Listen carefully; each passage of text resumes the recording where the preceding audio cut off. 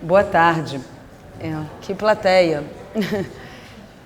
Antes de mais nada, eu queria reiterar os agradecimentos da Luísa, agradecer a presença de todos vocês numa terça-feira à tarde aqui, agradecer muito a presença do Ayrson Heráclito e da Lília Schwartz, né, nessa tarde conosco, comigo e com a Adriana. Acho que é um agradecimento da Adriana também.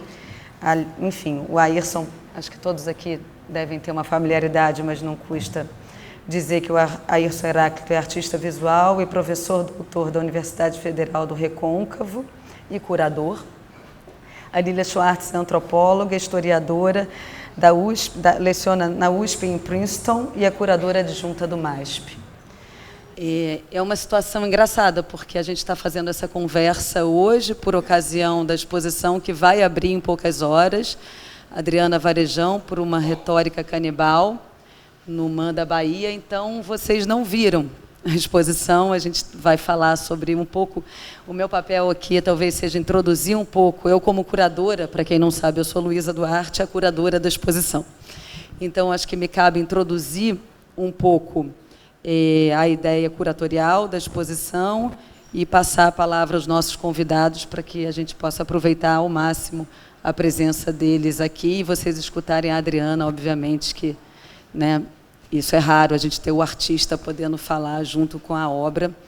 Então, sem dúvida, assim, eu acho que para começar é muito importante a gente estar na Bahia, estar em Salvador. Vocês vão ver ao longo dessa conversa e mais ainda na exposição como o estado da Bahia, a cidade de Salvador, sem dúvida, se constitui numa fonte de inspiração muito grande na obra da Adriana, na formação da Adriana.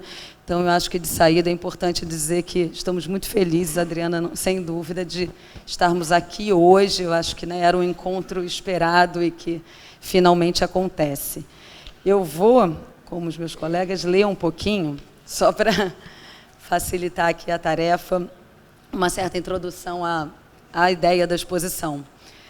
Antes dos estudos decoloniais estarem no centro do debate da arte contemporânea, Adriana Varejão já realizava, desde o início da década de 90, uma obra permeada por uma visão crítica do processo de colonização, munida, para tal, de um ethos claramente antropofágico. Assim, sua produção é marcada pela capacidade de deglutir inúmeras referências e digeri-las de forma a nos ofertar um universo poético que é fruto de uma operação canibalesca.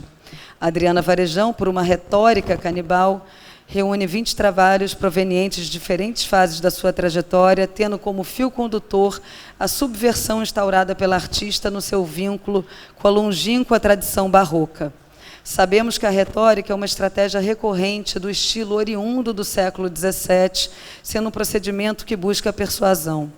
Se o método forjou obras e discursos suntuosos a favor da narrativa cristã e do projeto de colonização europeu, a retórica canibal de Adriana, ao contrário, se apresenta como um contraprograma, uma contracatequese, uma espécie de contraconquista. Trata-se de uma ruptura com as formas ocidentais modernas de pensamento e ação e uma busca por saberes locais como o legado da antropofagia. Assim, diante dos seus trabalhos, testemunhamos a transmutação do elevado, do excelso, do ouro de tradicionais obras barrocas para um barroco agora selvagem, carne viva, capaz de teatralizar um corpo da pintura atravessado tanto pelo erotismo quanto por uma miscigenação conhecida pela sua violência. Eu acho que a gente pode complementar aqui que também essa contracatequese, essa inversão, essa torção dessa retórica canibal que eu menciono na Adriana, vai ser uma catequese às avessas, na qual, como a gente vai poder ver numa obra como Proposta para uma Catequese, será o índio que catequiza, né? Ali uma imagem de Jesus Cristo, e não ao inverso, como se deu na chegada. A gente tem aqui a professora Lília Schwartz para falar um pouco melhor sobre esse capítulo. Então, é sobre essa inversão que eu, né, busquei dar ênfase. E, continuando, as obras hoje reunidas deixam claro que estamos diante de uma espécie de artista historiadora. Varejão visita constantemente o passado e o escova a contrapelo, para usar uma expressão do meu caro Walter Benjamin, a fim de trazer à luz narrativas ocultas, pouco privilegiadas pela chamada história oficial. Para tanto, acolhe um leque amplo de referências, da azulejaria portuguesa aos mapas, da tatuagem à visualidade indígena, dos artistas viajantes ao sincretismo, da cerâmica chinesa da dinastia Song, à carne de charque, vasto é o mundo que lhe interessa. Mas é importante notar que tal relação com um território expandido de influências jamais se desdobra em um gesto ilustrativo. A artista faz uso do filtro da paródia, da verve crítica, a fim de nos devolver uma cartografia tecida por diferentes povos, tempos e latitudes, marcada, assim, pela alta voltagem política presente na sua retórica canibal. Não por acaso iniciamos a itinerância dessa exposição em Salvador, na Bahia. A capital da Bahia e o próprio estado da Bahia abriga muito daquilo que inspira a obra de Adriana Varejão. Se existe um lugar favorável para a tessitura de um olhar crítico sobre o processo de colonização no Brasil, capaz de instaurar a possibilidade de pensarmos um contraprograma de nossa história, esse lugar nos parece ser a Bahia. Assim, temos uma chance rara, a de promover o encontro entre uma produção na qual os eixos centrais são os da contraconquista e da desocidentalização, e o Estado brasileiro mais fértil para que tal programa político, poético, floresça. Essa seria a introdução. Eu acho que cabe, né, junto com isso, marcar como a Adriana tem essa capacidade realmente de, como eu chamei aqui, de escovar a história contrapelo, né, de fazer uma torção, onde ela busca falar sobre um ponto de vista, talvez a gente possa, na nossa conversa aqui, mas sempre favorecer ou estar falando de um ponto de vista dos vencidos e não dos vencedores, para falar mais uma vez com o Benjamin das teses sobre um conceito de história. E eu acho que nessa maneira, onde a obra da Adriana nos revela a possibilidade de atuarmos ou imaginarmos, através da arte, a possibilidade de sermos espécies de agentes da história, né, que configuramos, que desenhamos uma outra cartografia diferente dessa dada, imposta, na qual nós nascemos e já está ali dada, normalmente escrita sob o ponto de vista dos vencedores. E eu acho que isso contém um poder, uma potência, um lugar muito especial no momento crítico que a gente vive hoje no Brasil e no mundo. No Brasil, em particular, e nas nossas trocas antes da inauguração da exposição, a Adriana até chegou a me, né, trazer e me mandar alguns trechos de artigos recentes da Lília, né, para o Nexo, se não me engano, onde a gente tem, na verdade, um presidente da República que distorce diariamente a história, né? Onde tudo, né, os fatos são distorcidos, a história é distorcida, e, com certeza, a gente sabe que lado da história ele, né, costuma inventar ou favorecer ou imaginar ali, e isso tem, acho que, efeitos nefastos. Então, acho que, nesse sentido, acho que vale a pena levantar essa bola de tentar trazer, né, para essa discussão essa pertinência de uma obra como a da Adriana, num momento muito específico que a gente vive. E, para isso, nesse sentido, como acho que a minha tarefa aqui é de uma introdução, eu gostaria de terminar lendo 2 trechos de uma outra troca que eu tive com a Adriana. Enfim, a minha troca com a Adriana é longínqua, não começou nessa exposição, ela começou pelo menos, sei lá, no início dos anos 2000, e eu acordei semana passada, num dia da montagem, com um e-mail da Adriana de 6h30 da manhã, onde ela me mandou o discurso de posse do Paulo Herkenhoff, que é um crítico muito importante na história da Adriana, para a cátedra Olavo Setúbal, se não me engano, na USP. Então, assim, para fechar, em uma homenagem ao Paulo também, eu gostaria de só ler também 2 trechos desse discurso dele. Um trecho mais polêmico, talvez, e que ligue mais com os termos que a gente está usando nessa discussão, para a gente conversar e para ouvir muito do Ayrson e da Lília, talvez, e que a própria Adriana sublinhou, e o final dele. Prometo ser breve. Ele fala no meio do texto algo assim: o canibalismo de sanha contemporâneo substituiu a construção brasileira da antropofagia como uma convivência positiva entre as diferenças. Mas o Estado passou agora a vomitar todo outro que não seja o seu igual. É o reconhecimento das qualidades do outro que me fazem um ser melhor. O canibalismo social é uma forma destrutiva do humano, o consumo predatório da própria espécie, do outro. É violenta pulsão de morte, passamos da geleia geral de uma sociedade de posições anódinas para um grande vomitório. São tempos de antropoemia, do grego emen, para vômito, fétido, indecoroso e apodrecido. Certamente estamos falando de uma retórica canibal em outros termos aqui, eu acho que esse é um ponto para a gente discutir. E, para finalizar, a última seção do texto dele, ele fala estratégias para os novos tempos. E ele diz assim: a esperança nesse país cada vez mais infeliz deve ser uma construção coletiva profundamente ancorada no lugar para a diversidade e com um olhar voltado para a justiça social. Precisamos ter a coragem de perguntar onde a cultura falhou diante desse estado desastroso da direita ululante. As respostas ajudarão no surgimento de novas táticas, de novas metas e objetivos culturais. Mário Pedrosa foi um intelectual que atravessou o século XX e nos preparou para o XXI. Tendo vivido sob 2 regimes ditatoriais, Pedrosa afirmou que a arte é o exercício experimental da liberdade, um dos princípios da ética cultural no Brasil. A arte é uma reserva moral da sociedade. Mais que antenas da raça, os artistas são sensores sensibilíssimos do estado de opressão. Essa gente nos faz sentir saudades das antigas contradições, mas temos que buscar brechas no cerco do presente. Devemos nos fiar na potência plena da arte, afastando a inação do sentimento de impotência e ficando longe dos equívocos da onipotência. Os novos limites serão o ponto de partida para a nova potência. Inicia-se a diáspora do conhecimento cultural e científico com a imigração de artistas, curadores, professores universitários em fuga diante da nova ordem. Aos que se cansaram com o Brasil, desacreditaram em seu futuro. Por enquanto, 2019 versus 1964 é exílio voluntário versus a fuga da repressão com tortura e morte. Agora, um Mário Pedrosa conclusivo. A arte é a única coisa que é contra a entropia do mundo. Enfim, como aprender a sobreviver com a inconstância da alma selvagem? Eu acho que essas palavras do Paulo podem iluminar não só a nossa fala de hoje, mas, enfim, os desafios postos, né, para todos nós nesse Brasil que a gente está vivendo. Era isso. Obrigada.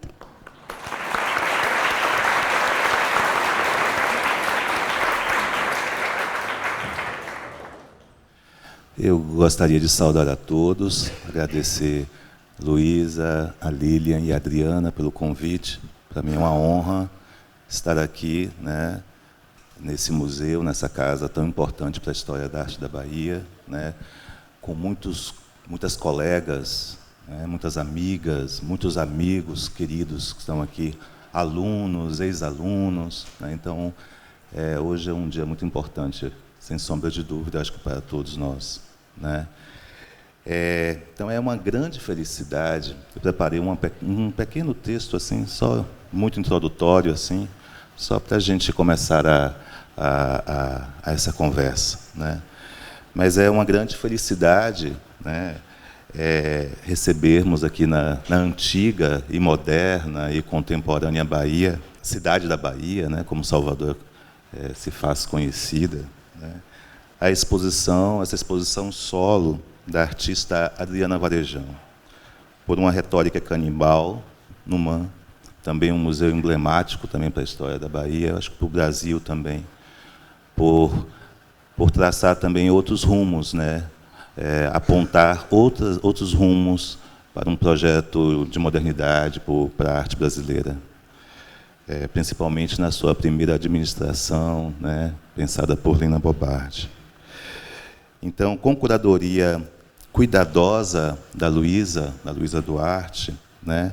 Então é um momento muito especial, né? Sem sombra de dúvida, para estabelecer diálogos pertinentes com o nosso passado histórico e desdobramentos contemporâneos. Seria, para mim, um desafio, né, comentar tal produção, Adriana, devido aos inúmeros textos críticos publicados em importantes catálogos e livros, né, no Brasil e no mundo, né, tais como cito alguns de curadores brasileiros, como o caso da parceria de vocês duas, assim, né? O livro Pérola Imperfeita, escrito pela professora e antropóloga e amiga querida Lilian Schwartz. após 4 anos de longas entrevistas com a Adriana, né, um texto a 4 mãos, sobre os processos de criação e suas referências e seus diálogos históricos. Também gostaria de lembrar os textos, na verdade, do Adriano Pedrosa para os textos do catálogo, né, da exposição Histórias à Margem, né, realizada em 2013, lá no MAM de São Paulo, né. Foi um importante panorama sobre a obra da artista e, sem sombra de dúvida, né, o texto de um dos pensadores seminais da arte brasileira, vivo ainda, né, que já foi aqui colocado, né, pela Luísa, né, que é o Paulo Reckenhoff, né, quando ele escreveu no catálogo de uma mostra Ultra Baroque, Aspectos Post-Latin-American Art, em 2001, organizado no Museu of Contemporary em San Diego, né, uma exposição importante também, né, que vai pensar não só a produção da Adriana, mas a produção de outros artistas dentro desse conceito desse barroco contemporâneo, né, desse ultra-barroco. Contudo, o contexto político, econômico e, sobretudo, cultural do Brasil e da Bahia me convida a proferir algumas considerações sobre tal momento, sobre tal encontro, sobre tal mostra. A curadoria escolheu um conjunto significativo de obras, de diferentes períodos, a fim de mediar uma retórica emblemática e provocativa sobre o filtro do projeto antropofágico, criado em 1928. Tal projeto, hoje, né, ilumina a análise sobre a nova barbárie brasileira, que é justamente esse texto, né, que eu acho que entra dentro da historiografia da arte brasileira, porque registra de forma exemplar, né, tudo que a gente está passando, né? A nova barbárie brasileira, feita pelo Paulo Reckenhoff em seu recente discurso de posse, né, na USP. Né? Então, eu juro que não combinamos citar o mesmo texto. Mas é porque é muito profundo e, tipo assim, a gente tem que multiplicar esse texto, né? E é mais que perfeito a gente citar o Paulo nesses momentos, nesse momento, principalmente porque esse pensador, né? Primeiro foi artista, esse pensador, esse homem, né? De profunda necessidade para a cultura brasileira e, sobretudo, para as artes visuais brasileiras. E vou citar Paulo, né? Porque ele nos pergunta, né? O que é que o grande antropólogo Claude Lévi-Strauss, né, teria aprendido em sua missão na USP?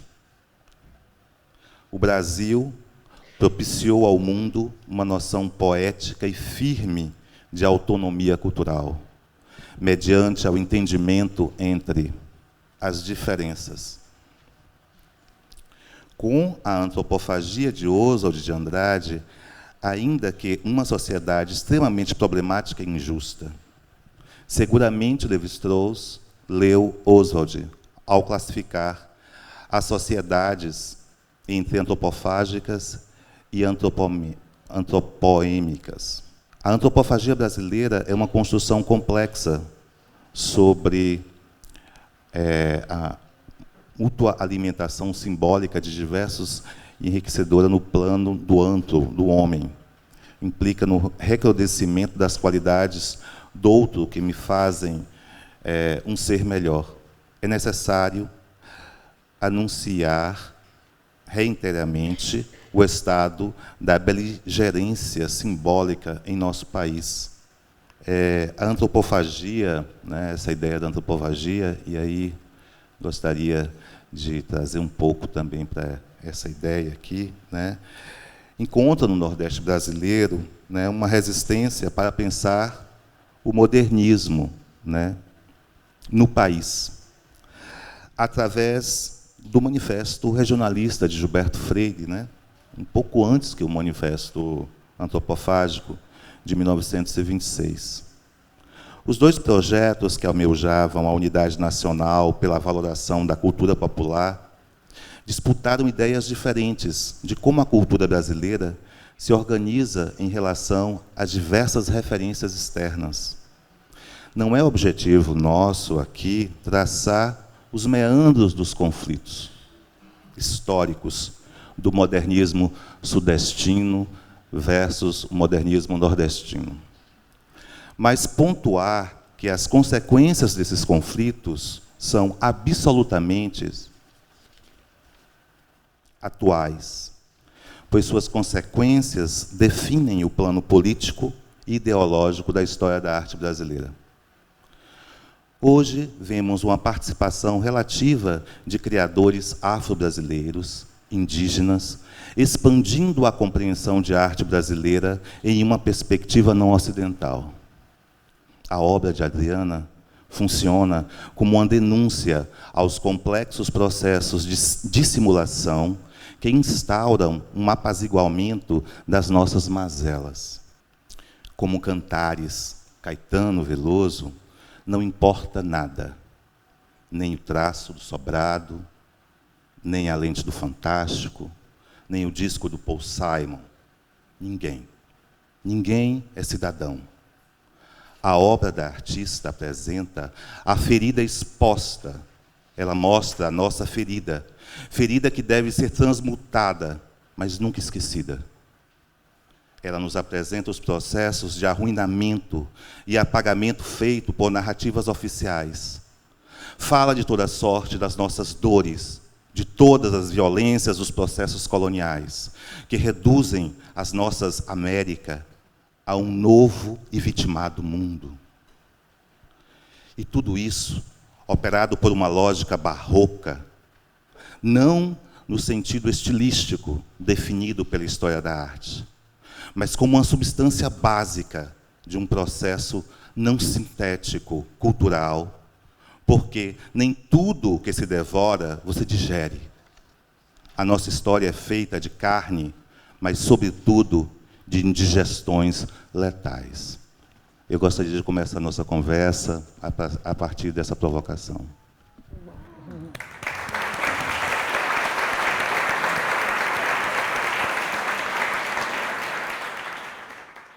Como todos, queria começar agradecendo a presença de todos e todas aqui, agradecendo as duas Luísas, a Luísa curadora e a Luísa que fez com que esse evento acontecesse. Durante muito tempo eu mesma canibalizei as duas, eu falava com uma achando que era a outra, eram todas Luísas. Até que você me avisou.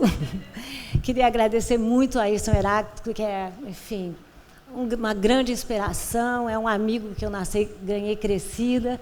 Nós curamos juntos um grupo muito bacana, a exposição Histórias Afroatlânticas.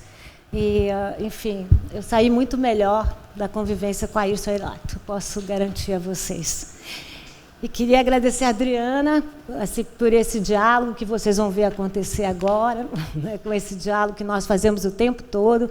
Tanto que eu preparei uma apresentação aqui, chegando aqui em Salvador, ela me disse, então nós vamos fazer outra coisa. Então, enfim, esse é um pouco como nós duas funcionamos, vocês vão ver, nós escrevemos juntas um livro chamado Pérola Imperfeita, as histórias de Adriana Varejão. Como a Ayrton disse, foi o resultado de 4 anos de conversa, a gente não sabia o que seria. Durante um bom tempo eu encontrava a Adriana, ela dizia, lê para mim, mas daí o livro começou a ter 120, 130 páginas, era impossível ler a toda a reunião. Então nós começamos a construir essa conversa que eu vou reproduzir aqui. Antes dela, eu só queria dizer, a Luísa já chamou a atenção, a Ayrton também, que é muito significativo que a Adriana faça o começo dessa exposição, Retóricas Canibais, que ela vai circular, que ela tenha começado aqui na Bahia. Foi a Bahia que conheceu a entrada mais volumosa de africanos e africanas que chegaram aqui na condição de escravizados, mas também foi na Bahia que nós vimos uma África existir no Brasil, uma África traduzida para o Brasil. Também é aqui na Bahia que temos a produção tão conhecida e tão consistente na história e na antropologia, uma produção que revolucionou os estudos sobre escravidão, não só no Brasil, mas fora do Brasil. que, ao invés de devolver a imagem passiva, acomodada, que se dizia da existência, como se pudesse existir uma boa escravidão, um sistema que supõe a posse de uma pessoa por outra, não pode ser bom. Mas o que essa historiografia fez, e o que essa antropologia fez, foi mostrar a agência escrava, como os escravizados manipularam o tempo todo. Mostrou também a existência de insurreições, rebeliões, abortos, suicídios, em todo o contexto do sistema escravocrata. E também mostrou, enfim, quais foram as filosofias, as cosmologias, os aromas, os valores que chegaram junto nos tumbeiros, nos navios negreiros. Não me parece nada acidental, e vou começar, e depois nós vamos começar aqui o nosso bate-papo, pelo conceito da exposição. Foi o próprio Paulo quem disse que um novo momento pede muitas vezes novas metáforas, novos conceitos. O conceito de antropofagia, a gente pode recuar ao contexto dos anos 30, como fez o Ayrton, ao contexto, sobretudo, do Oswald de Andrade, e a ideia do surgimento de um modernismo. Hoje em dia nós falamos em modernismos.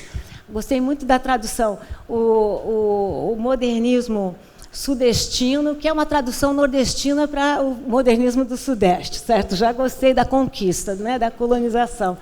O modernismo sudestino, nordestino, o modernismo mineiro, e agora nós falamos muito do modernismo no sul do país, então do norte também, então são vários os modernismos. Mas talvez, para a gente começar a conversa aqui, Adriana e eu vou recuar um pouco mais e falar da antropofagia descrita pelos primeiros viajantes. Estou me referindo ao Jean Delery, ao TV, ao Gândavo, que chamaram a atenção para uma distinção crucial entre antropofagia e canibalismo. A antropofagia seria um ritual, o canibalismo uma prática alimentar. Aquilo que alguns viajantes chamaram de fome, de uma prática comestível, na verdade era um ritual de povos conectados em redes. Era um pouco essa a noção de antropofagia, a noção de que, enfim, havia uma pergunta no fundo: quem comeu quem na colonização brasileira, afinal? Quem digeriu quem? Quem vomitou quem? Mas talvez no momento em que nós vivemos, de fato, a Luísa tem toda a razão, e a metáfora de canibalismo seja a mais correta. Porque nesses tempos tão cinzentos, eu vim aqui para Salvador hoje para encontrar um tempo cinzento também, né? O meu motorista disse assim: olha, professora, fique de olho porque está fazendo frio aqui. Eu falei assim. Então, enfim, nesse dia de frio em Salvador, né, nesse frio de dia cinzento em Salvador, o que a gente sabe também é que, enfim, talvez o canibalismo seja o conceito melhor para lidar com a maneira como nós não estamos fazendo dialogar a diferença. Nós temos transformado rapidamente os adversários em inimigos, temos praticado uma verdadeira histeria sexual, temos admitido essa crítica intestinal contra a imprensa, contra o jornalismo, contra os intelectuais. O nível de intolerância cresceu exponencialmente desde outubro até agora, e eu me refiro à intolerância social, intolerância de gênero, intolerância de raça e intolerância religiosa. Então, talvez estejamos mais no momento de retóricas canibais, ou seja, da nossa difícil ingestão da diferença. Então, também o Mário Pedrosa quem chamou a atenção de que a arte é uma boa antena, é um bom sinaleiro em momentos de opressão. A arte também, disse ele, é uma espécie de exercício experimental de liberdade e com a liberdade. Vamos, então, falar um pouquinho desses pressupostos aqui da obra de Adriana, que se move muito, e como disse a Luísa, antes do contexto, em torno da ideia de que é preciso descolonizar as nossas mentes, descolonizar o nosso imaginário, descolonizar a nossa vida também. E também penso que a Adriana trabalha muito com os silêncios, né? Silêncios que aparecem e se transformam em grandes barulhos. Toda vez que há silêncio, vocês tenham certeza que tem muito barulho social. Essa é também uma obra que mistura muito o dentro com o fora, não há dentro, não há fora, o fora é o dentro. É uma obra que mistura sangue com prazer, violência e satisfação, simulacro com realidade, dominação com domínio. Então, a Adriana e eu combinamos há 10 minutos atrás. Nós vamos começar analisando aqui uma tela chamada Mapa de Lopo Homem. Essa é uma tela que está... nós que vamos virar, espera aí. Pronto. Não. Essa é uma tela que está na exposição curada pela Luísa, no MAN, e uma tela, enfim, muito importante na obra da Adriana Varejão.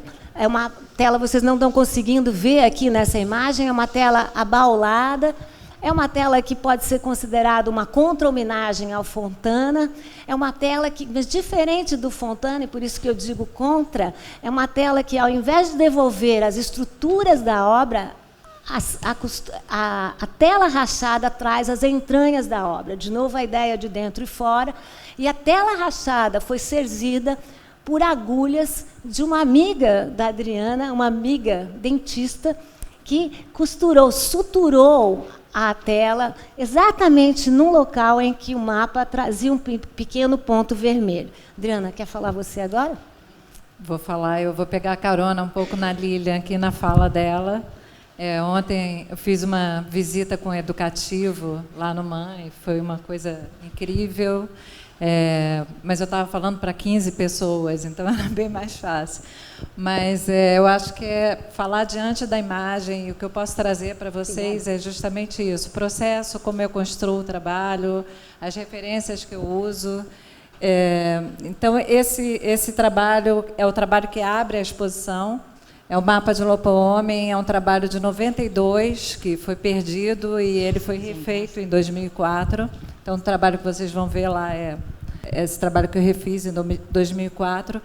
E esse trabalho é como se fosse uma barriga. Ele tem essa espécie de mapa, né, de transição, um certo mapa de uma perspectiva, né, da colonização portuguesa. A gente pode ver que ele privilegia as colônias, né, tanto na Ásia, África e América do Sul, onde existiria esse território, né, no sul de contágio entre esses dois territórios extremos.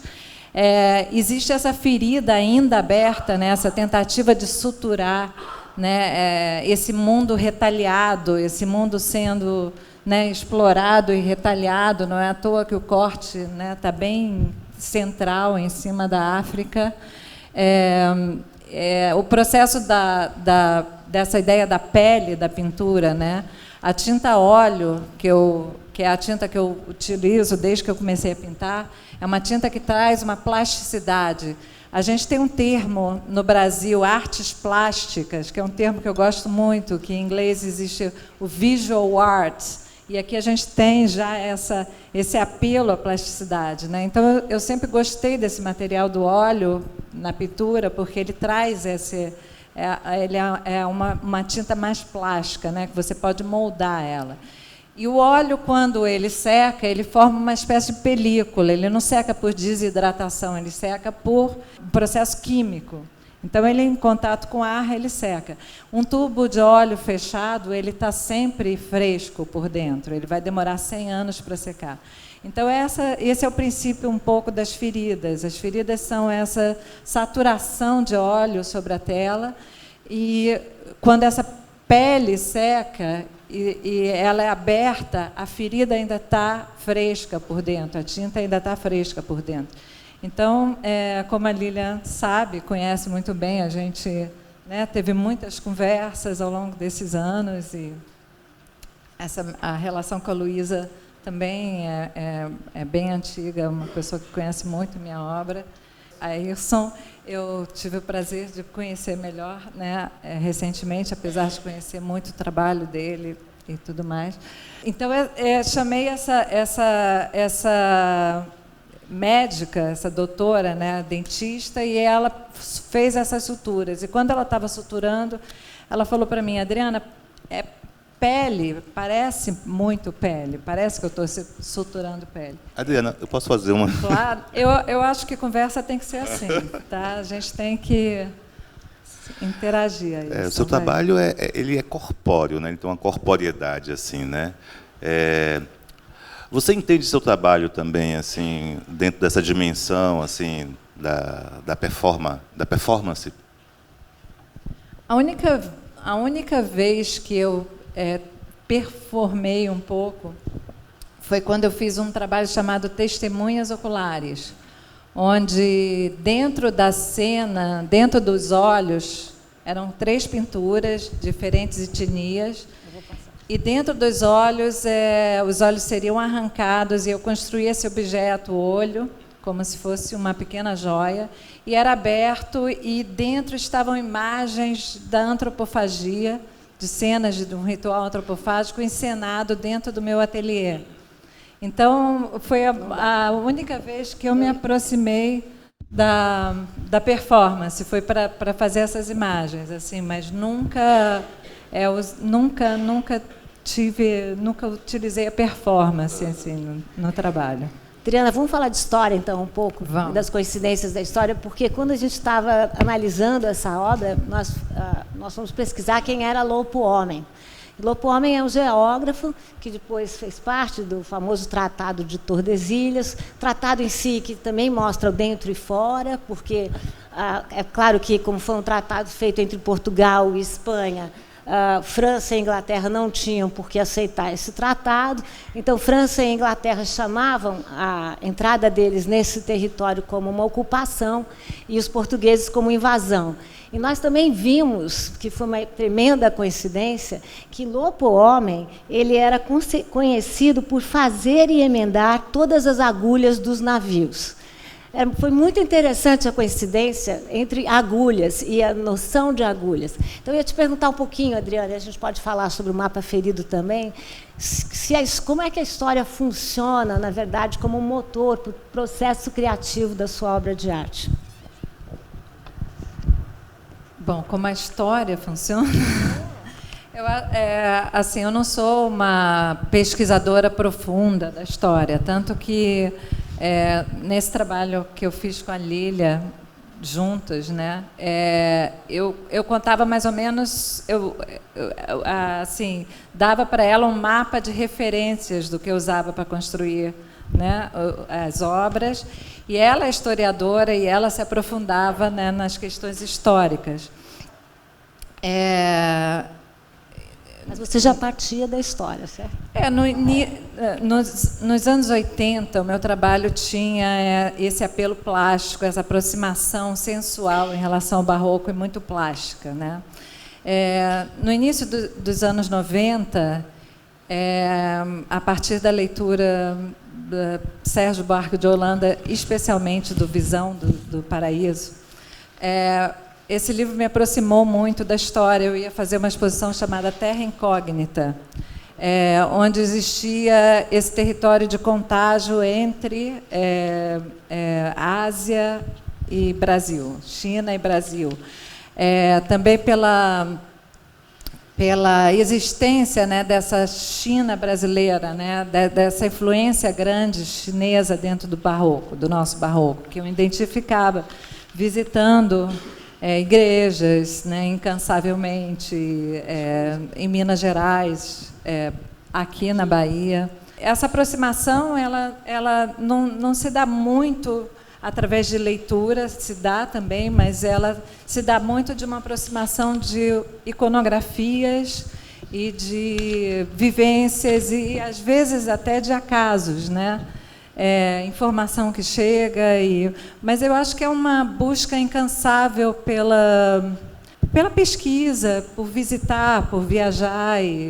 Então, eu acho que não é um estudo assim no ponto de vista do estudo acadêmico. Adriana, é só citar no texto que o Paulo Reckenhoff escreveu, acho que para a exposição que estava pela primeira vez o mapa de Lopo Homem, tem um trecho que eu acho que ajuda a entender essa maneira sua de abordar o barroco e até o sentido de retórica que está no título. Ele fala assim: o Brasil colonial não se distinguiu pela produção de pintura que pudesse ser comparada sequer à América Andina. Na escassa história da arte brasileira, Adriana Varejão reafirma ser necessário crer e criar a tradição. No entanto, a artista está distante do mero citacionismo, do recurso superficial a imagens, atitudes banais dos últimos anos e que pode ser, muitas vezes, inclusive, a apropriação de elementos estilísticos do barroco. O barroco de Adriana Varejão está menos vinculado à ideia mais disseminada de movimento e de ritmo do elan vital. Na obra de Varejão, o barroco toma o caráter político de retórica, de persuasão, permitindo aproximá-la de um artista tão díspare como Cildo Meireles de Missões. Enfim, acho que isso ajuda a singularizar esse barroco. Esse barroco que, né, a princípio, né, me impressionou como estilo, a partir dos anos 90, dessas duas séries, Terra Incógnita e Proposta para uma Catequese, eu reconheci esse barroco como um elemento de persuasão, né, como um elemento que é miscigenado no sentido de absorver outras culturas e no sentido de criar um discurso, né, de convencimento e de catequização. Então, essa estrutura de linguagem, né, da história, às vezes bem perversa, que eu comecei a abordar na minha obra, né, a partir daí. A gente viu, por exemplo, que a Adriana trabalhava sem parar num livro de cartografia portuguesa, nesse contexto, e que a tinta da mão dela foi a tinta que começa a aparecer na própria cartografia. Então, essa ideia de simulacro é muito grande na obra, né? A obra parece ser, mas jamais é. E essas obras que nós vamos falar agora, todas fizeram parte dessa primeira exposição, chamada Terra Incógnita, 93, certo? Terra Incógnita, 93. Que a pergunta que fica é incógnita para quem? Né? Para o colonizador ou para o colonizado? Ou para ambos, dependendo da relação que se estabelece. Adriana, a gente podia falar um pouquinho sobre o quadro Ferido, né? Que é também dessa época. A gente tem uma série de citações nessa obra. Também, nesse contexto, a Adriana estava trabalhando muito com uma enciclopédia chinesa que ela tinha e que continha alguns escritos que nós duas achávamos que eram escritos secretos, maravilhosos, que nós precisávamos descobrir o que era.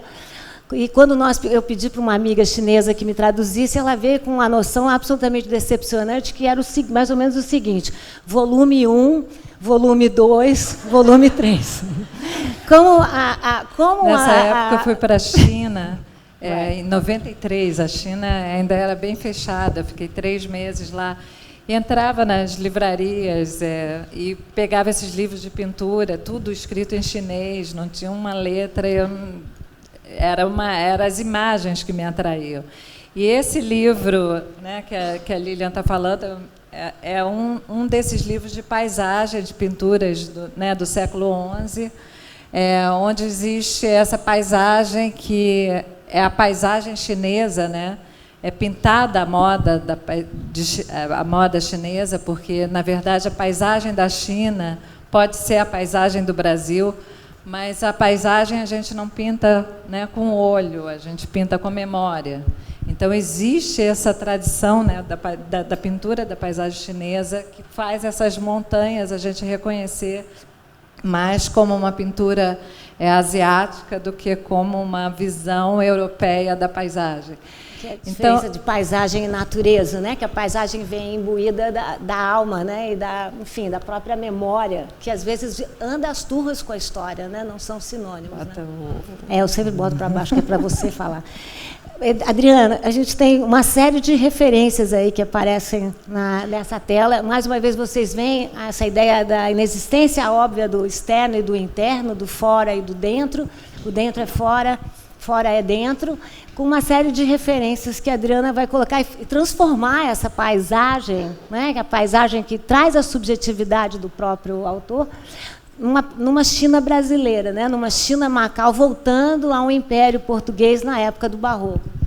Eu queria chamar a atenção também porque ela está ferida, né? Então ela está doente, né? Então tem esse dado do patológico, né? Como é que você pensa isso, assim, como é que... Eu acho que é ferida sempre aberta, né? A ferida que ainda não foi fechada, né? Essa ferida da colonização que não fecha.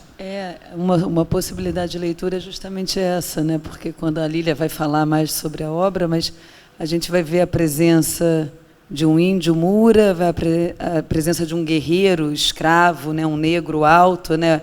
que vem de uma pintura do Ecaute. Porcelana chinesa. Nessa visualidade chinesa, mas o que não existe é a presença do homem branco colonizador. E a gente pode pensar que essa ferida, na verdade, é a evocação desse homem branco colonizador. Silêncio, né? É esse silêncio.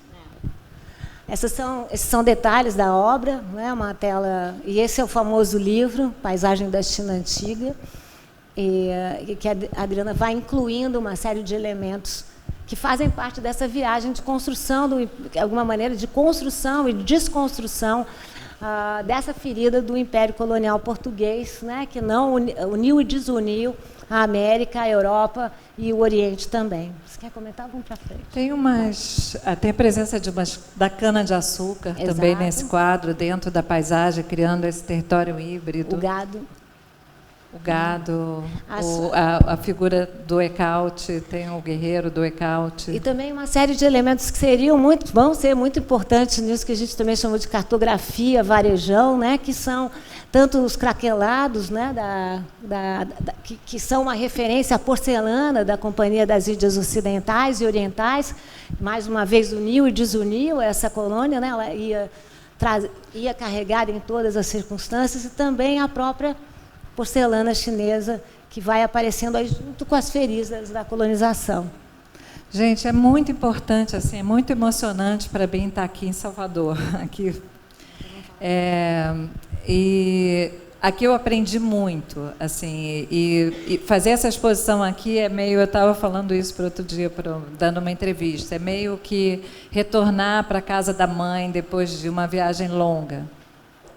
Muitas dessas referências vieram das igrejas daqui de Salvador, né? E quando eu vejo aquele quadro, eu não paro de pensar em Cachoeira, não paro de pensar no Colégio Jesuíta de Belém de Cachoeira, onde no seu teto, né, ele traz incrustados caquinhos de porcelana das Índias, onde na sacristia, né, da Ordem Terceira do Carmo em Cachoeira tem as figuras, né, asiáticas, como a gente mesmo estava falando ontem. Então, fechamos aí a terra incógnita, né, esse território híbrido, né, esse início desse vocabulário híbrido, para entrar na proposta para uma catequese, que é um quadro de 93, né, que também está na exposição. Essa é uma tela que a Adriana elabora claramente uma inversão de lugares, né?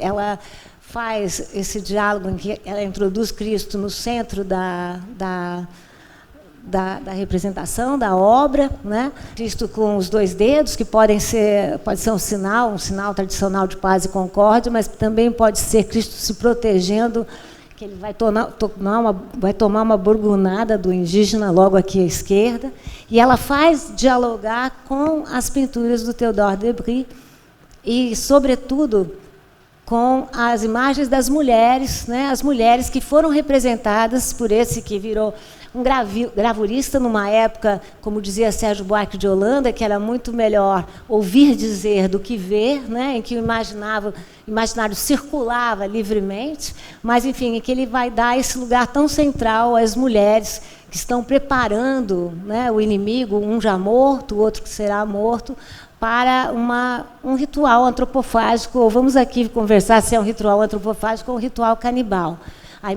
Essa imagem do livro, a imagem das mulheres gulosas, que vem das bruxas. O Théodore Debry é interessante, né? O Théodore Debry, ele fez esse livro Américo, fez esse livro em século XVII, né? Que a gente teve o prazer de folhear juntas recentemente, uma edição original. Ele fez a partir dos desenhos do Hans Taten, mas ele fez isso sem nunca ter botado os pés na América. Então, era uma narrativa que vinha através da narrativa do outro. Esse trabalho também, né, ele fala de uma história aprendida através de livros. Então, ele é na forma de um díptico, um livro aberto, onde a gente vê diferença de reproduções do azul, a gente vê uma certa espacialidade, né, das figuras, né, relacionadas com o livro. Então, essa ideia dessa paródia em cima das imagens do Theodore Debris e do ritual antropofágico, onde aqui quem está ensinando, né, a catequese são os índios, né? Eles estão num papel de agentes, né, da história, são eles que devoram.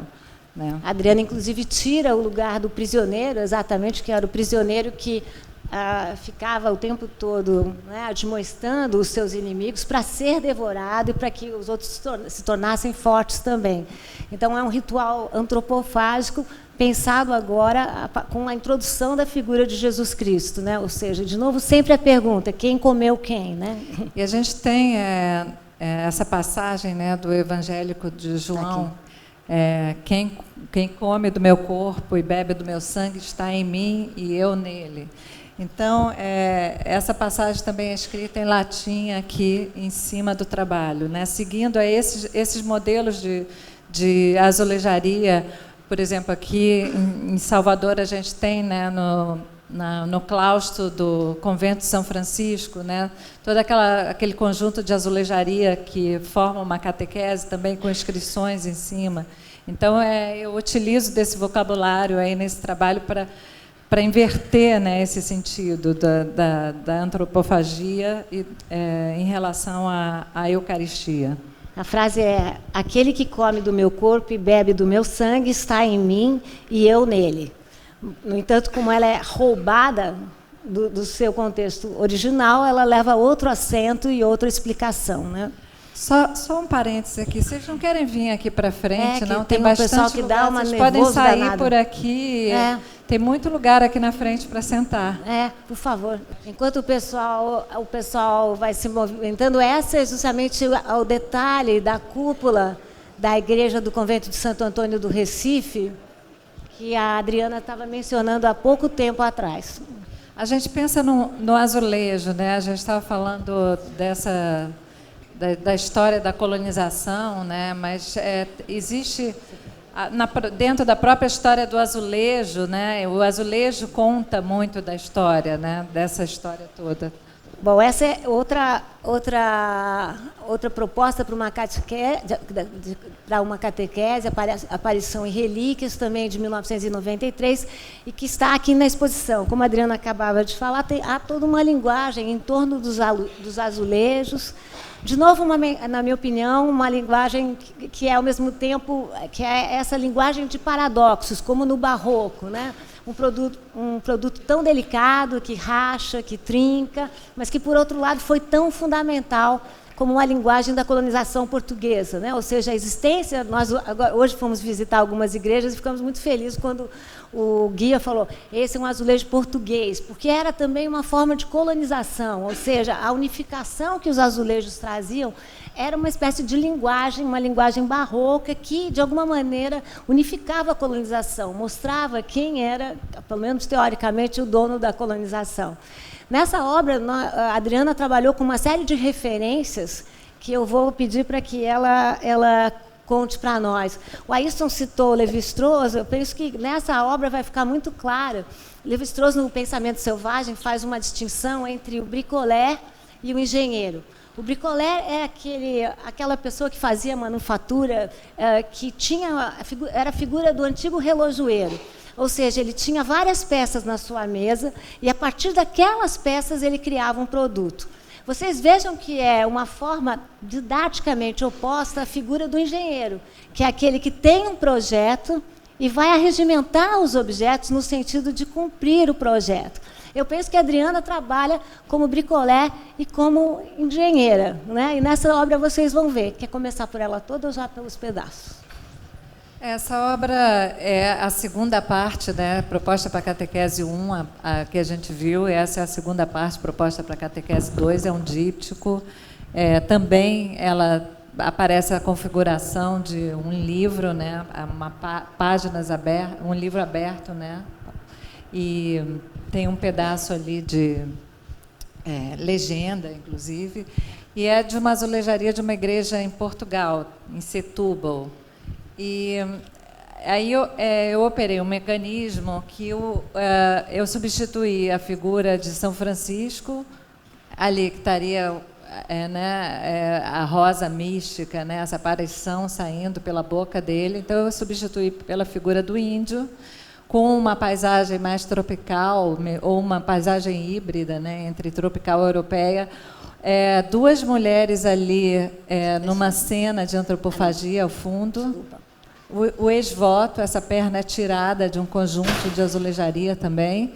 Esse prato, né, que é um prato que é a síntese de toda essa proposta, que seria a adoração ali dos tupinambás à imagem, né, de Cristo, e à esquerda esse braço, que é justamente o relicário do braço de São Bento, aqui de Salvador. Então, essa aí a azulejaria da Igreja de Santo Amaro, em Portugal, onde tem essa perna também, que é um ex-voto.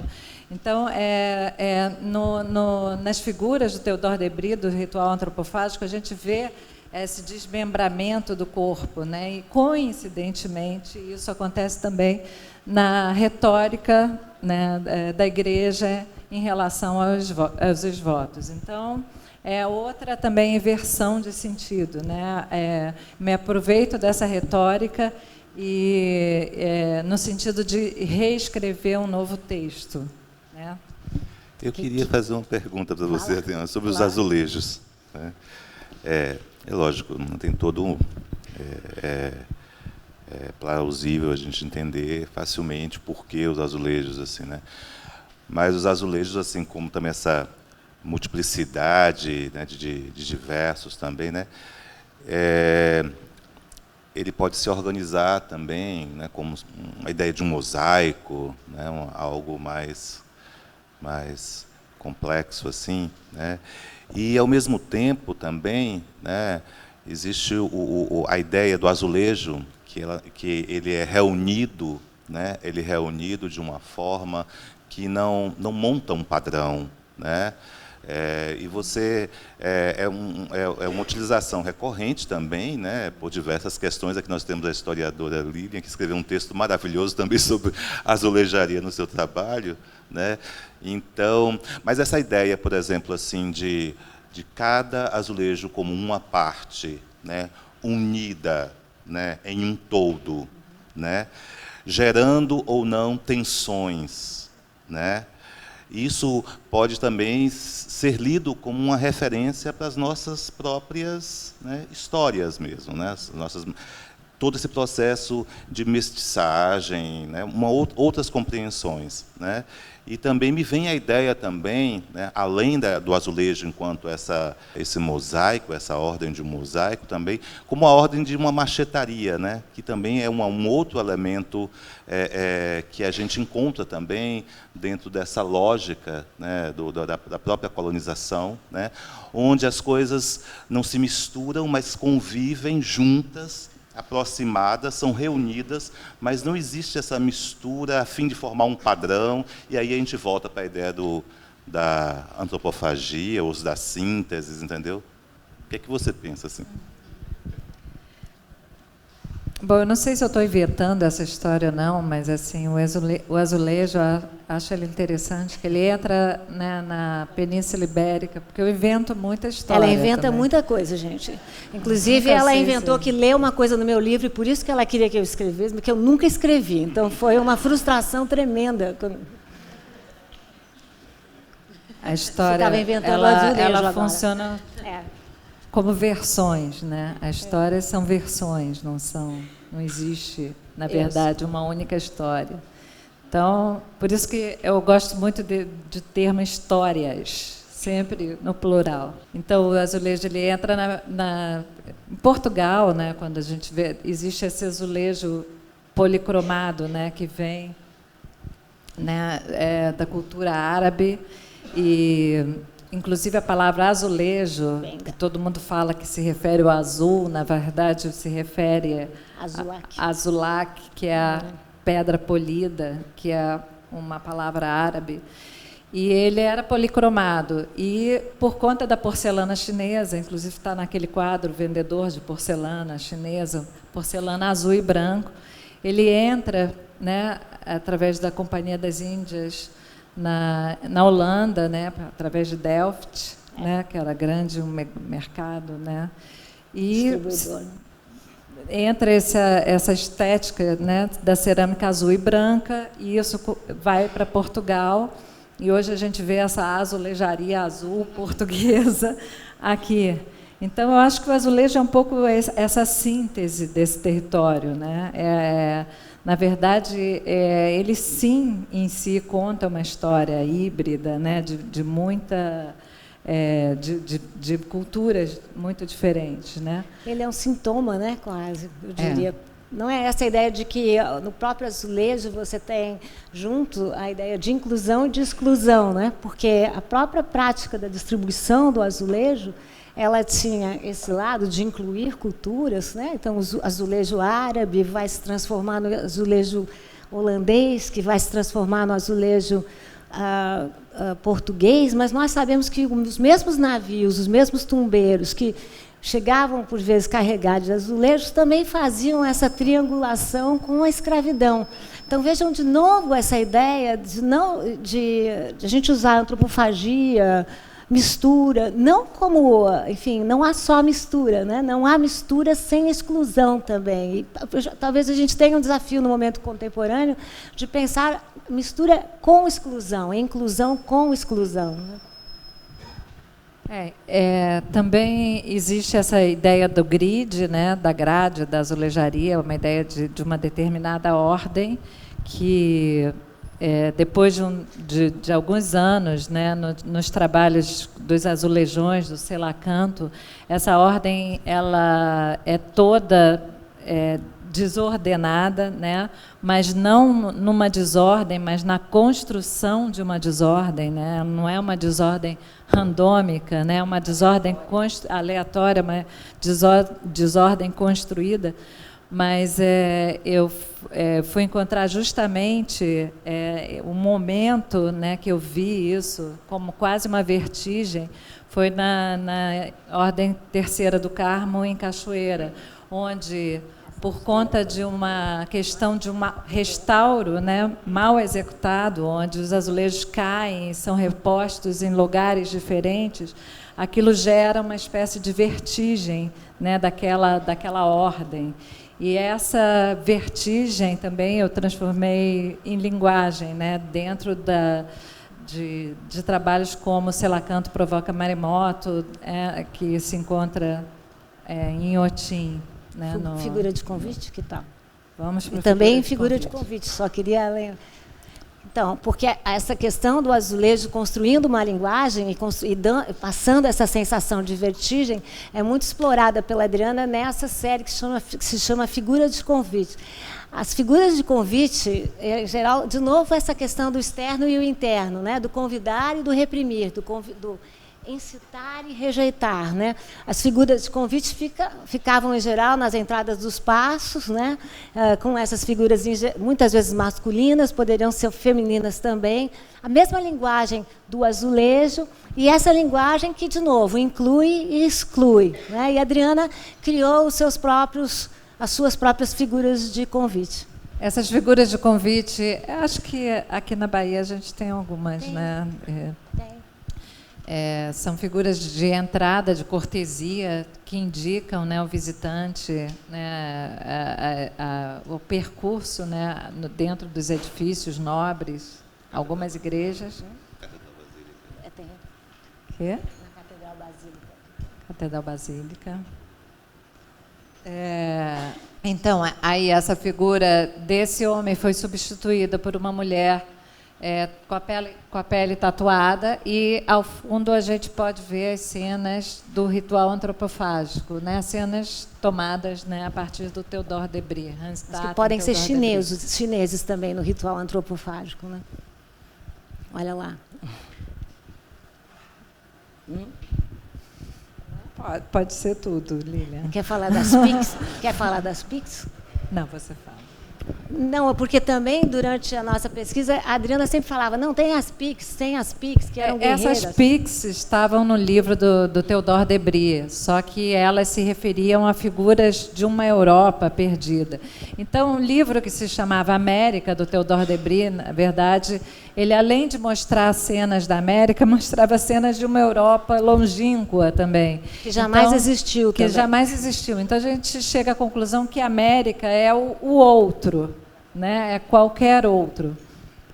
E, quer dizer, a América é qualquer outro, um outro obrigatoriamente bárbaro, né? Um outro guerreiro, um outro que produz a guerra a todo momento, sem saber por quê. Não é à toa que nos mapas cartográficos dessa época, a América era apresentada a partir desses homens sempre guerreando, sempre pelejando entre eles. E nós fomos atrás dessas figuras que o Theodore Debris colocava, como a Adriana chamou a atenção, na América, que eram figuras guerreiras, de mulheres guerreiras, totalmente tatuadas, né? E que não existiram. Mas vejam que a combinação entre não existir com mais não existir dá nesse outro, nessa alteridade, né? Nessa alteridade que eu antropofagicamente engulo, mas vomito e rejeito, né? E a Adriana tem uma imagem que eu gostaria que ela falasse um pouco, se... Não, está aqui. Que deu certo.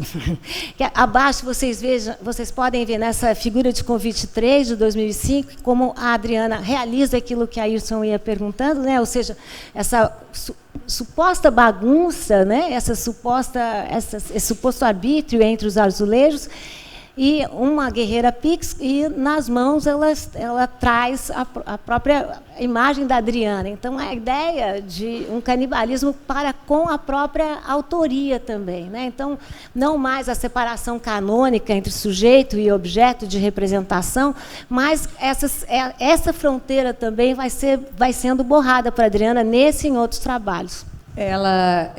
Esses azulejos atrás dela, né, que são azulejos de figura avulsa, que se chama, que são azulejos que não são geralmente de partes tão nobres dos edifícios, porque eles não formam painéis, eles podem ser colocados em diferentes ordens, e geralmente são flores e animais, e são substituídos, então, nessa pintura, por partes do corpo, né, pernas, dorsos e etc., e a figura ela está carregando o retrato, que seria a cabeça da artista, né? No sentido, não sei, acho que o artista doa o seu próprio corpo, num certo sentido, né? Através da sua obra. Então, essa figura que eu tomei como referência é uma figura que está carregando uma cabeça, e nesse sentido eu colocaria a cabeça de quem a não ser de mim mesma, né? Não teria essa licença de colocar a cabeça de ninguém a não ser a minha própria. A gente vai terminando aqui essa primeira parte para abrir uma segunda que a Adriana vai trabalhar mais, porque são as perguntas, não é? E eu só queria aqui dizer que nesse momento que a gente está vivendo, nesse momento de claro descenso nos nossos direitos democráticos, sempre foi assim e está sendo assim que artistas têm sofrido muito nesse contexto. Eu falei em sintoma, mas, na minha opinião, de 2018 foi um sintoma, né, com o que aconteceu com a Queer Museum, em Porto Alegre, o que aconteceu no MAN de São Paulo, com a performance do bailarino Wagner Schwartz, e também o que aconteceu com a exposição Histórias da Sexualidade. Não à toa, em momentos mais autoritários, enfim, a arte está em questão. Na Alemanha nazista, foi criada uma exposição especial de arte degenerada, onde os nazistas colocaram as obras que deveriam ser criticadas e também, de certa maneira, destruídas. Na União Soviética, que criou um jornal, o Pravda, e que não, por coincidência, queria dizer verdade, também foi feito todo um catálogo de obras que não dignificavam o Estado stalinista, enfim, o grande Estado da União Soviética. Não por acaso, eu diria que as telas da Adriana Varejão, uma tela da Adriana Varejão, Cena do Interior número 2, estava na exposição do Queer Museum e estava também nas Histórias da Sexualidade no MASP. Não por acaso também, sou eu que tenho que dizer isso, a Adriana sofreu muito com esse novo grupo inquisitorial chamado redes sociais. Acho que a gente está aqui no momento em que nós sabemos que, como vocês viram a Adriana fazer, que o artista sempre, como diz o Roland Barthes, sempre diz que sabe algo das coisas. Mas eu acho que esse saber algo das coisas diz muito sobre o nosso momento e o nosso contexto. Vocês viram a gente praticar aqui uma retórica, né, um jogo de retórica, um deslizamento dos conceitos, né, do conceito de antropofagia, que assinava com alguma concórdia, para o conceito de canibalismo, que, na verdade, é um conceito de luta, é um conceito de batalha. Nós estamos vivendo um momento de crise. Crises são sempre ruins de se viver, mas crise, na sua acepção grega, quer dizer decisão. Ou seja, o momento em que nós podemos tomar uma decisão e corrigir aquilo que a gente não podia ver e não podia corrigir.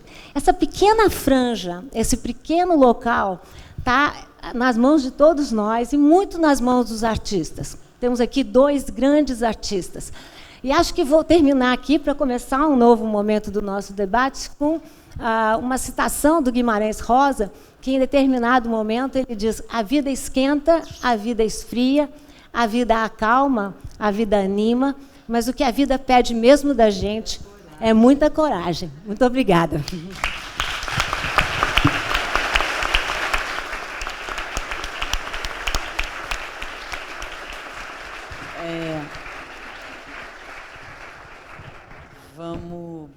Obrigada.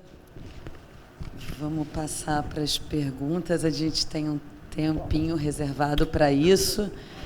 Essa foi uma parte. Algumas das obras que elas comentaram estão na exposição, outras não, mas tem muito mais coisa. Tem todo um capítulo, né, das ruínas, das incisões, da língua, que acho que, né, de uma questão do barroco como fragmento, como ruína, da questão do erotismo, que é parente do barroco, né, pensando no Severo Sarduí, enfim, para que vocês cheguem ao MAN hoje com olhos abertos, porque isso aqui foi uma pequena introdução.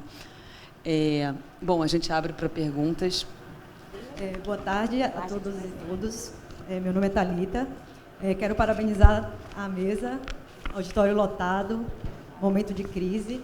Então, a minha colocação ela vai nesse sentido, né, de crise. Né? Acho que todo mundo que está aqui agora está com o corpo em crise, desde muito tempo, né?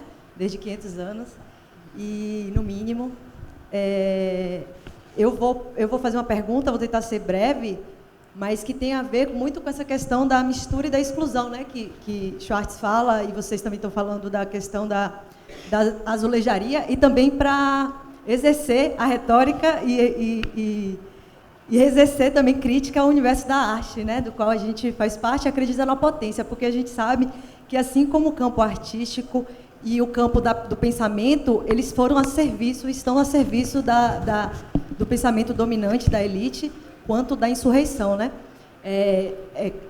Fica expresso no seu trabalho, de alguma maneira, uma crítica à nossa colonização, mas eu quero saber como vocês, aí eu dirijo a todas da mesa, todos e todas, o que vocês acham desse seu trabalho, Varejão, que tem esse discurso dessa apropriação pelo mercado, né? Então, será que continua com essa rota da exclusão, exploração, que, né, ao mesmo tempo desse canibalismo todo e tudo isso que a gente está fazendo? Enfim, é só essa reflexão.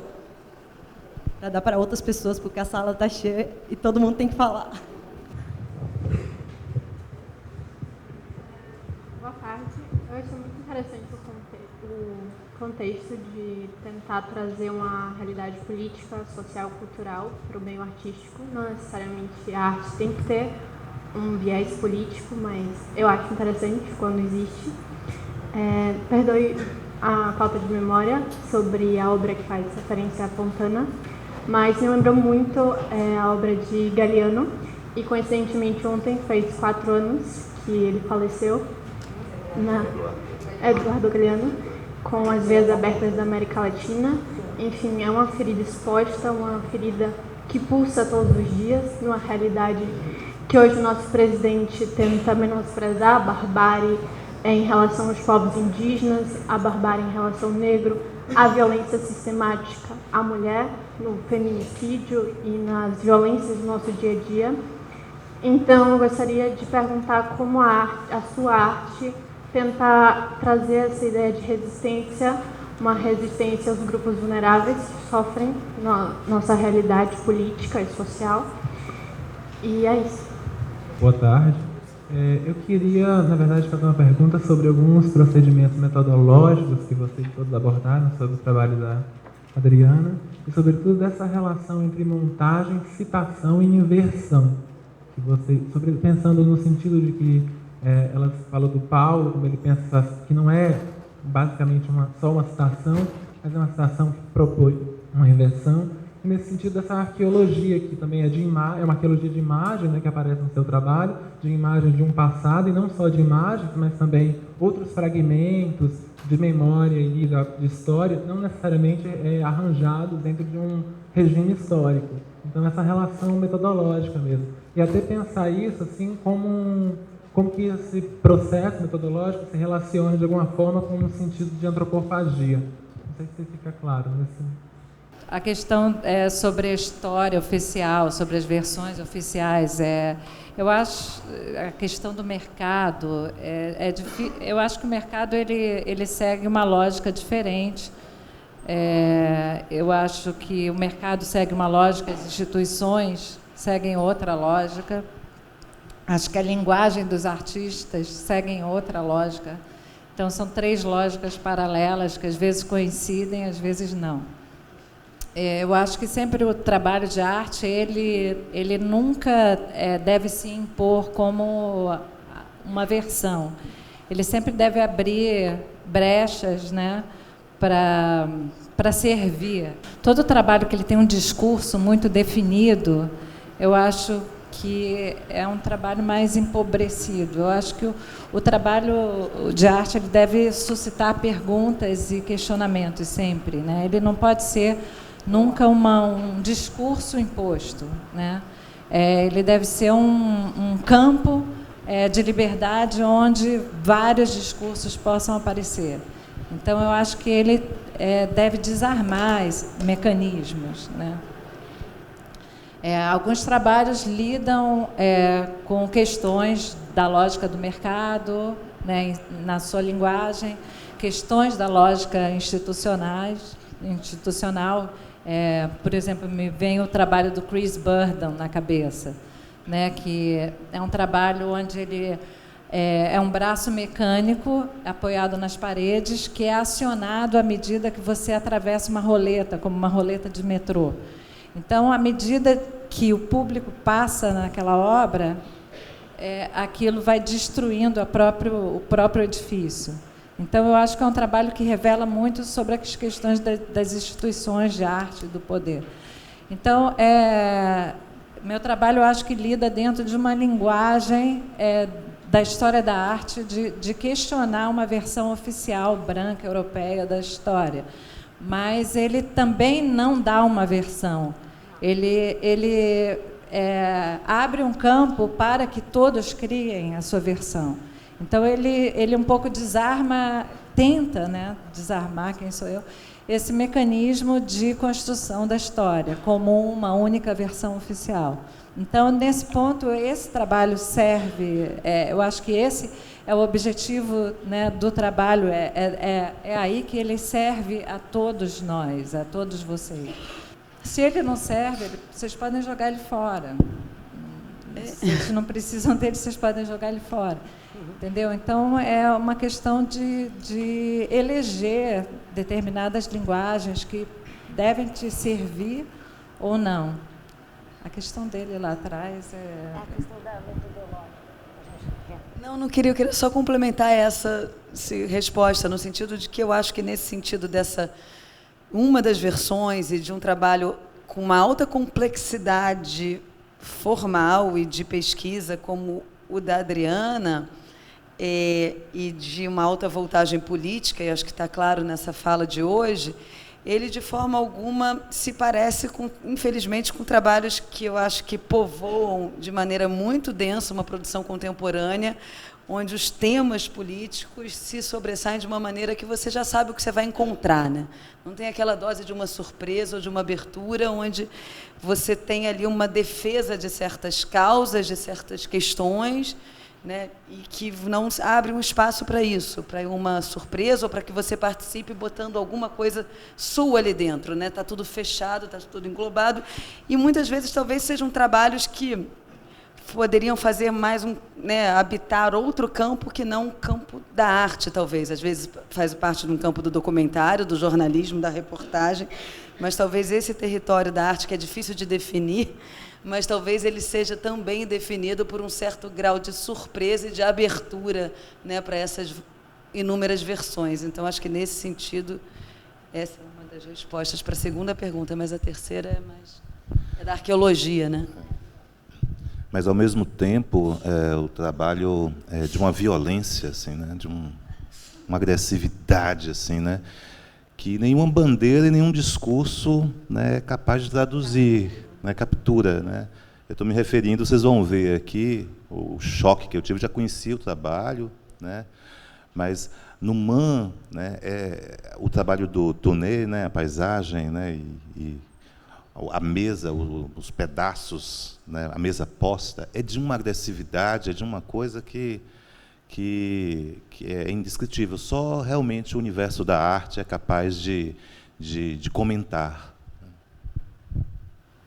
Bom, são 3 questões, eu vou ser rápida. Acho que a questão da história da arte, claro, ela faz parte desse movimento, dessa construção muito europocêntrica. Não à toa, os nossos livros de história da arte são, em geral, pautados na arte italiana e na arte, no máximo, francesa, né? Então, o suposto é que a arte italiana corresponde à arte, né? Não também por acaso, nós fizemos essa divisão canônica entre arte e artesanato. A arte não precisa de designação, não é? E artesanato é algo a menos do que a arte. Também não por coincidência, não por acaso, o nosso universo artístico, durante muito tempo, foi basicamente povoado por homens, né? E as mulheres só apareciam posando, muitas vezes nuas, né, para essas telas. Então, falar dos negros, então, uma arte produzida por negros, num país de maioria de negros e pardos, não há. Quer dizer, eu acho que a grande política, e a Adriana já chamou a atenção, há uma diferença entre uma política de galeria, uma política de mercado e uma política de instituições. Estamos falando aqui numa instituição, né, e o Pedro já saiu, mas, enfim, muito da lógica da instituição museu, durante muito tempo no Brasil, tinha a ver com essa ideia de possuir um acervo europeu, se possível, do século XVIII. Né, ou do XIX. Eu penso que a gente só vai chegar em instituições mais democráticas se nós fizermos uma política de exposição, uma política de acervo casada nesse sentido, para ter acervos mais plurais e mais inclusivos. São lógicas diferentes, como disse a Adriana, apesar de todos fazerem parte desse círculo das artes, né?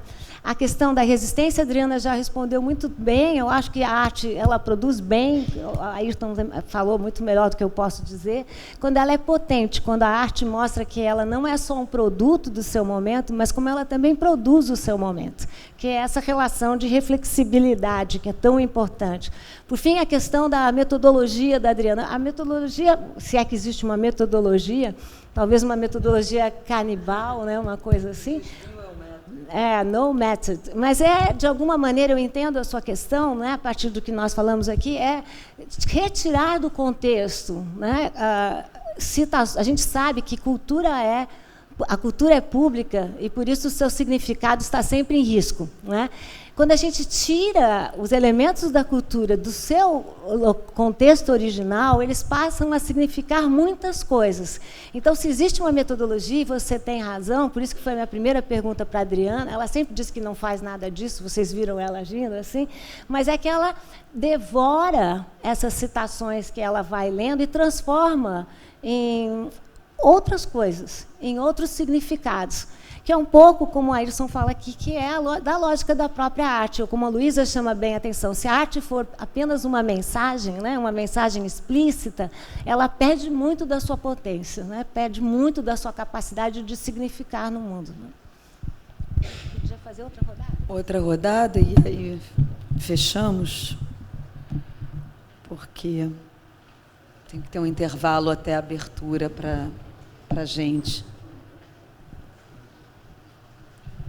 Mais 3 e a gente conclui. Eu só queria chamar uma atenção para vocês olharem na exposição. A Ayrton já falou, chamou a atenção para a tela, né, que são os pratos servidos à Latoné. Mas prestem atenção Carne à Latoné. Carne à Latoné, né, que é um pintor acadêmico, um pintor de paisagens plásticas, e que a Adriana introduz o sangue. E prestem atenção também nas línguas, né? No na língua, no as charque, línguas, como elas se desenrolam, né? Elas saem da parede, talvez de um museu, talvez de uma instituição, e trazem a violência, e trazem o sangue. E prestem atenção nas saunas, né? Porque saunas não temos. Mas temos uma quase, né? Que é aquela lá. Mas pensem nessa coisa, como ela faz, a Adriana faz, ambientes externos muito limpos, quase eugênicos, mas que são contaminados, né? Contaminados pelo interior da obra que insurge e contaminados pela sujeira que aparece nas obras. Mais uma rodada? Boa noite a todos. Eu quero agradecer por esse momento, que para mim é um privilégio.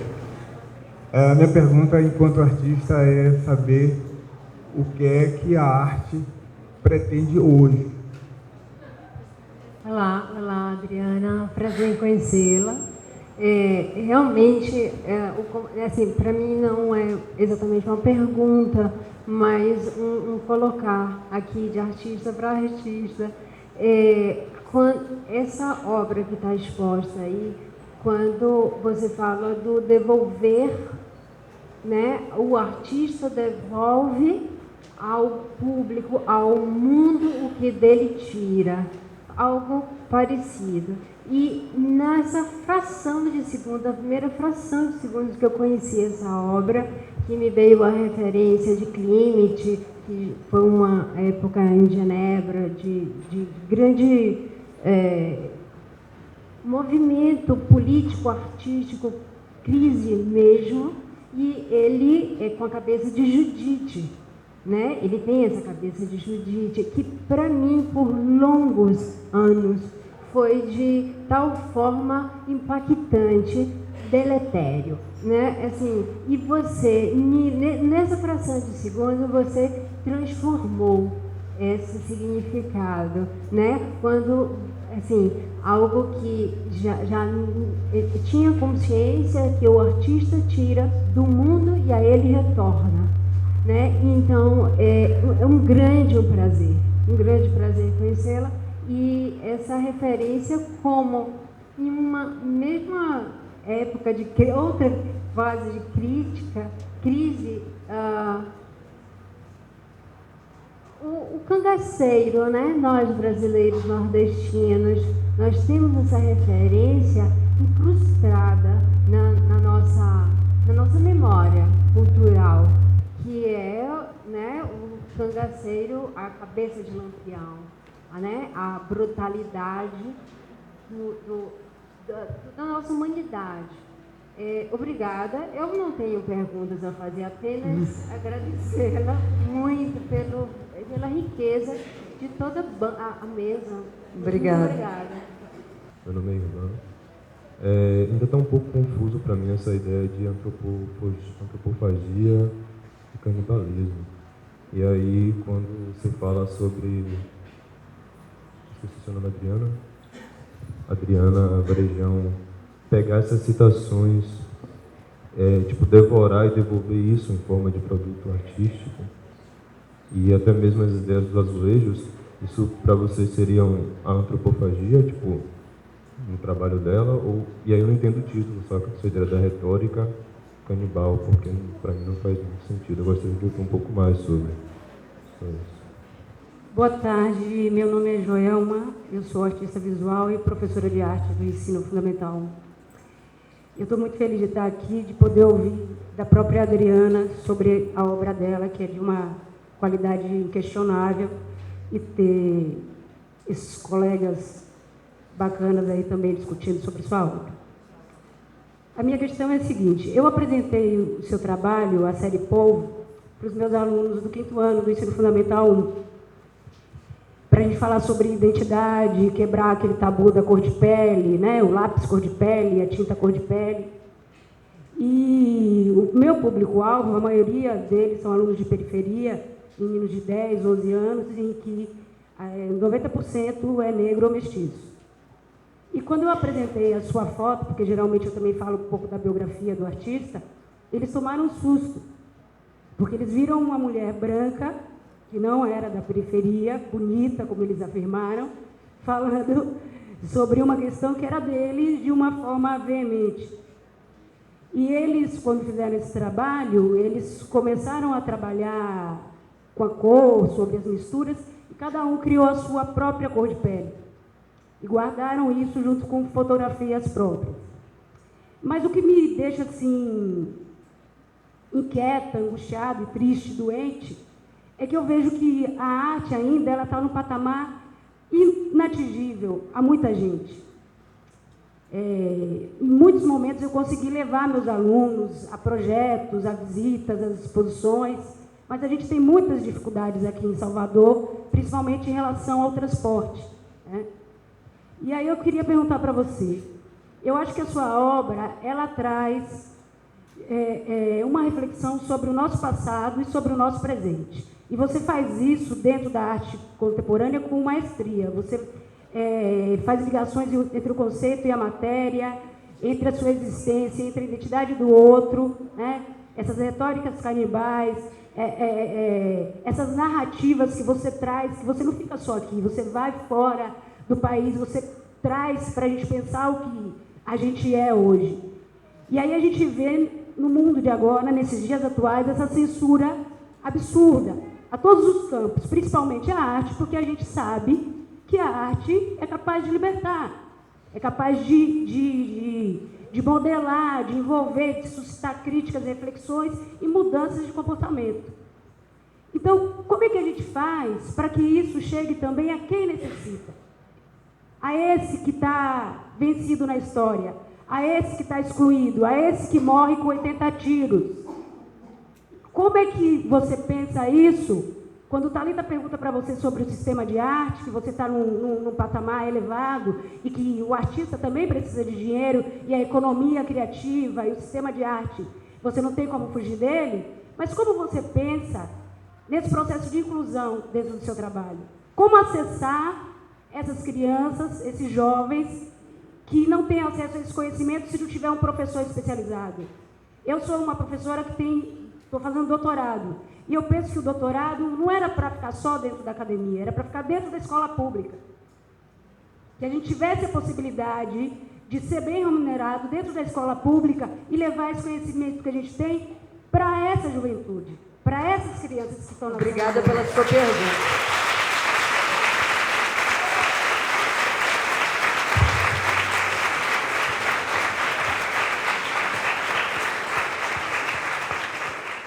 Gostaria de citar aqui um dos meus mestres, assim, né? Que é um alemão caipira maravilhoso, né? E ele dizia que ele só via sentido, ele acreditava realmente que a arte e a política andavam juntos, né? E que a arte não deixava de ser arte por ser política também, né?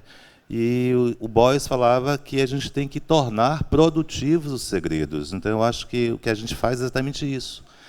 A gente vai lá no fundo, a gente vai na colônia, a gente, na pré-colônia, né, no antigo mundo, né, por mais que afirme que é novo, entendeu? A gente vai lá e processa isso, né, apresenta as feridas, as doenças, as consequências cotidianas de tudo isso, né, e clama o quê? Clama processos de transformação, processos democráticos, processos de cura, né, para todas as mazelas. Então, eu não acredito, por exemplo, em processo curatorial que convide artistas, né, como a Bienal de Veneza hoje, está convidando artistas para dizer que ele é impotente. Eu não acredito que os artistas sejam impotentes. A gente não é impotente, a gente tem saída, a gente tem, né, a arte é um caminho também muito potente. Eu acho que a arte, né, os artistas, eles têm que estar mediados por instituições. Isso é muito importante, né? O papel das instituições, o papel de políticas, né? Eu acho que esse papel, às vezes, eu acho que esse sintoma que você citou, que a gente sente, né, como falho. Então, eu acho que justamente o papel do intermediário, né, de fazer essas linguagens, fazer isso chegar às pessoas, né, a maior número de pessoas possível, as maiores opções possíveis, chegar ao número de pessoas. É o papel de formação também, né? Eu acho que nem todos os artistas dão conta disso, né, na medida que eles estão envolvidos com o fazer arte, né? Então, esse papel do intermediário e das instituições, né, é fundamental. Sem esse papel, a arte fica estagnada e relegada a uma pequena elite, realmente. E isso é muito ruim. Eu acho que vocês podem falar da antropofagia, o título Retórica Canibal, eu não sei se você chegou no começo, mas o Retórica vem de uma remissão ao estilo barroco, que é muito importante, a linguagem do barroco muito importante para a Adriana.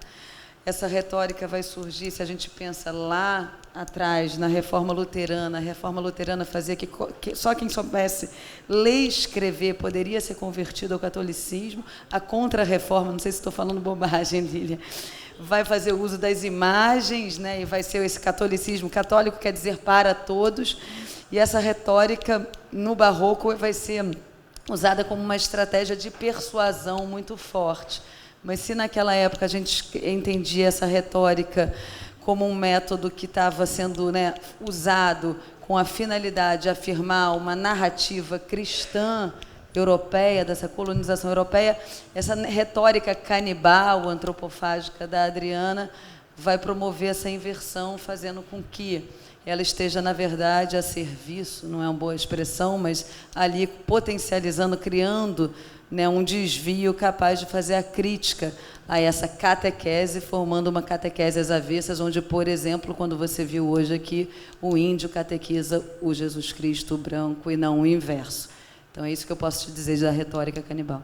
A gente discutiu no comecinho dessa conversa como a antropofagia, sim, durante muito tempo ela foi compreendida como uma metáfora potente para falar desse processo de mistura de elementos, de contaminação de várias influências, da influência europeia, da influência indígena, da influência africana. No entanto, o que nós dissemos aqui também é que todo momento pede novas narrativas, todo momento pede novas retóricas, né? Nós estamos vivendo num momento de batalha retórica mesmo, né? Basta ver o desviacionismo e o revisionismo, né, que o governo tem feito, enfim, no sentido de dizer que não foram os portugueses que escravizaram os africanos, mas foram próprios africanos, quando nós sabemos que foram, sim, os portugueses, que havia escravidão na África, mas que, enfim, isso não tem nada a ver com a escravidão colonial. Ou então a famosa discussão se foi um golpe, se foi uma ditadura, quando sabemos que foi uma ditadura e sabemos que esse é um mecanismo de lesa respeito às vítimas da época da ditadura militar. Mas estamos falando aqui também de processos, né, de processos narrativos. E em relação à arte, o que a gente tentou pensar aqui, a ideia de que a antropofagia talvez não dê mais conta, porque nós vivemos num momento em que a diferença está sendo transformada num elemento tão fundamental que o desconhecimento e a rejeição ao outro tem virado uma questão tão presente que talvez nesse contexto a ideia de canibalismo seja mais eficiente, no sentido de que você, de fato, estamos num momento em que a gente devora o outro sem devolver nada de muito diferente. Essa discussão entre antropofagia e canibalismo, a Ayrton chamou muita atenção.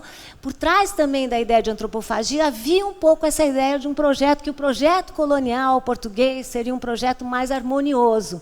A própria obra da Adriana mostra exatamente o oposto, né? Como essa pretensa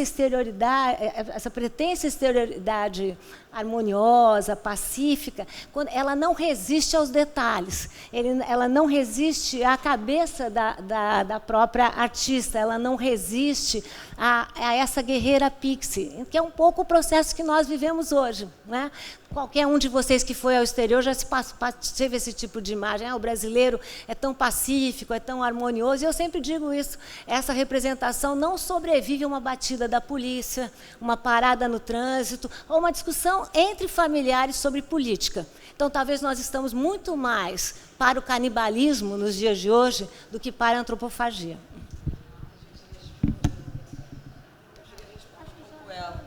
Não, rapidinho.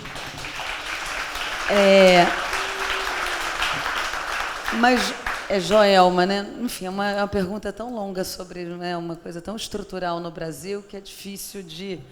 Enfim, acho que passam por políticas de Estado, passa por, né, por mesmo nos governos de esquerda, um MINC, que eu sempre achei que tinha que estar em todos os ministérios, e não só no Ministério da Cultura, e a cultura está em todos, mas a questão da arte, desse lugar da arte no momento assim... Não tem mais ministério. Não tem mais ministério, só tem pasta. Exatamente. Na época de governos de esquerda, tem uma secretaria, enfim. E não à toa, enfim, coisas que já foram faladas aqui, e eu organizei, por convite da Márcia Fortes, um livro chamado Arte, Censura, Liberdade, Reflexões à Luz do Presente, que tem um texto da Lília Schwartz, pela Cobogó, onde vários dos textos ali eu acho que são muito interessantes para a gente pensar essas questões e pensar como não por acaso o que a gente está vivendo hoje teve como um dos primeiros alvos a arte e os artistas, né? Porque capturar a imaginação, a subjetividade, a possibilidade de imaginar outros mundos possíveis que a arte faz. Não é por acaso que em 2017 a Adriana sofreu, que houveram as censuras, o Wagner Schwartz sofreu o que sofreu, sendo chamado de pedófilo. Não é por acaso. É porque a arte é perigosa, sim, e deve continuar perigosa. E se a gente vive esse momento de censura, o STF está censurando, está tudo de cabeça para baixo, eu acho que preservar e lutar por esse território da arte, pelas instituições, pelo Manda Bahia, pelo que é, né, dessa dimensão pública do acesso à arte, é a nossa tarefa e nosso maior desafio. É isso que eu tenho para te dizer.